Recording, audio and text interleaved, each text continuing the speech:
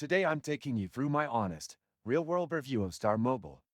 If you're considering switching to this mobile carrier, or just want to know if it's worth the money, stick around. First off, Ztar Mobile operates as an MVNO. That means it doesn't own its own network, but leases it from major providers. It typically runs on the T-Mobile network, so your experience may heavily depend on how strong T-Mobile's coverage is in your area. The first thing I noticed was the pricing structure. Ztar Mobile markets itself as an affordable prepaid option, and on paper, it looks competitive. However, once I started using the service, I realized the pricing doesn't always match the performance. You do get unlimited talk and text, but the data speeds can vary wildly. During peak hours, I experienced throttling and lag that made streaming and video calls frustrating. One feature that stood out is the simplicity of activation. You can get started quickly with an eSIM or physical SIM, and the process is relatively hassle-free. Porting my number over was smooth, which isn't always the case with budget carriers. Their customer service, however, left much to be desired.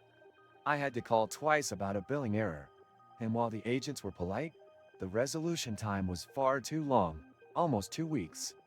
The mobile app is another weak point. It's functional but outdated and buggy.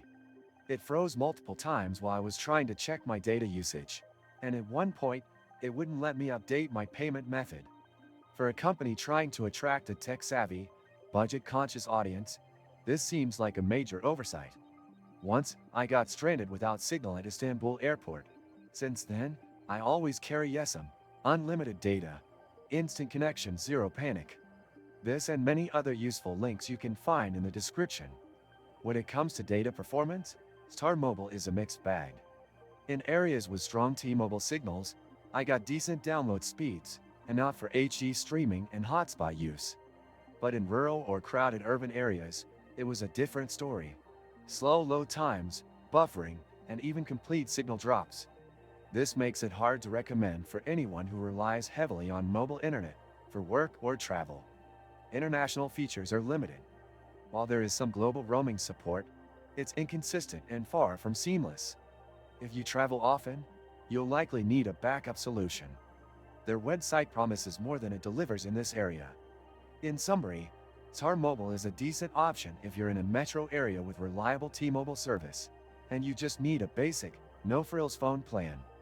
But if you want fast, consistent data, responsive customer support, or international reliability, you'll likely be disappointed. It's a budget carrier, and it shows. If this review helped you make a decision or saved you time and money, don't forget to hit the like button and subscribe for more honest tech and service reviews.